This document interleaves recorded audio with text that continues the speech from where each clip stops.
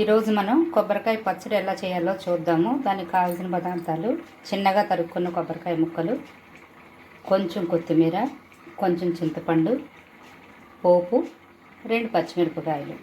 ఇవి వేయించుకుని పోపు పక్కన పెట్టుకున్నాను. సరిపడిన ఉప్పు. వీటిని మిక్సీ పట్టుకోవడమే. నేను చేసి చూపిస్తాను మీకు మళ్ళీ.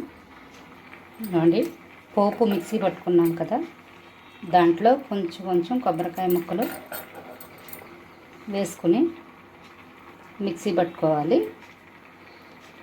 మళ్ళీ ఆడి చూపిస్తాను మీకు. చూడండి, కొబ్బరికాయ పచ్చడి కొత్తిమీర వేసి ఆడుకున్నది ఎంత చక్కగా ఉందో. టేస్ట్ కూడా చాలా టేస్ట్గా ఉంటుందండి, చాలా బాగుంటుంది. పోపు అండి, కొంచెం పక్కన పెట్టుకున్న పోపు ఇందులో కలిపేసుకున్నాం. అంతేనండి, కొబ్బరికాయ పచ్చడి చాలా సింపుల్గా చేసుకోవచ్చు, అంతే టేస్ట్గా చేసుకోవచ్చు. ట్రై చేసి చూడండి, ఎలా వచ్చిందో కామెంట్లో తెలియజేయండి. Bye friends.